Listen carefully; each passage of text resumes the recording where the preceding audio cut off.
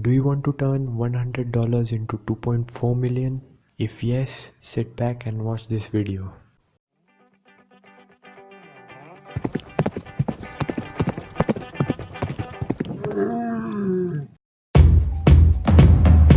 Hey there, what is up everybody? Welcome back to The Profitable, where your investments are always profitable. The topic for today's video is what is Sensex and Nifty and why should it matter to you? So let's start. Before I tell you about Sensex and Nifty, let me first tell you about the stock market. What is the stock market? Most of the Indians are clueless about it, and whatever we hear from our families, friends, they say that the stock market is gamble. But this is not the case.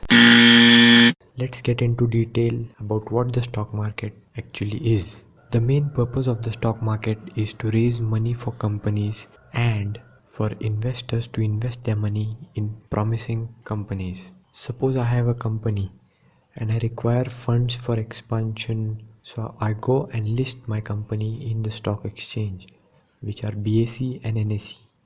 BSE is Bombay Stock Exchange, NSE is National Stock Exchange. They help these companies to raise money from the public so that these companies can expand further and part ownership of the company is given to the public. Why are there two exchanges, BSE and NSE? BSE is the oldest stock exchange in Asia and it's been in existence for over 150 years. Earlier, shares were traded on paper, which means share certificates were issued, but during that period, NSE was founded and NSE introduced online trading and derivatives. Forget about derivatives for the moment. Let's focus on online trading. And due to this competition, it becomes easy for the retail investor to buy and sell shares. Due to NSE's entry in the market, BSE was forced to offer better services. Now let's come to the indices of these exchanges. The premier index of BSE is Sensex. Now Sensex is formed by 30 stocks which are decided on the basis of the market capitalization, liquidity and a number of different parameters. Similarly, Nifty 50 consists of 50 stocks as from the name, which are assigned depending on the weightages. These 30 and 50 are the top listed companies of India,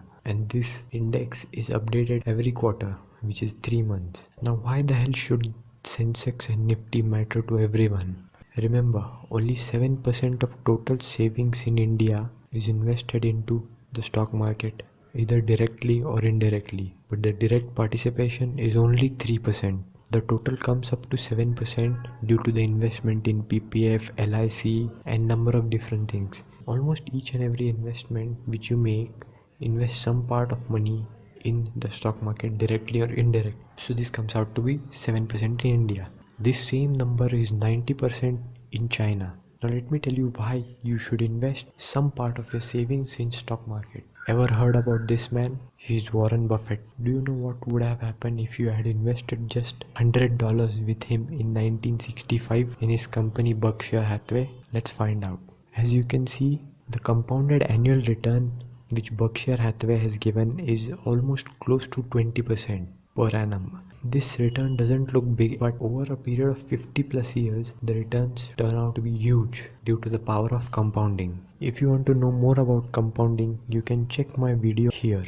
Now getting 19 to 20% return for 50 years is a big task, but in a developing economy like India, anything between 12 to 15% is easily achievable for an average investor. As the Indian economy is bound to grow over the next few years, the stock market has to follow it, which means you too can become a part of this growth in Indian economy by investing in the stock market. But what can you do with this investment? Maybe you can plan for a retirement, maybe you can plan for the vacation or even your child's education. There are a number of different reasons why you should invest. Subscribe to this channel if you want to learn everything about the stock market and invest your money wisely and let that money compound over time. Thanks for watching. Like, share and subscribe.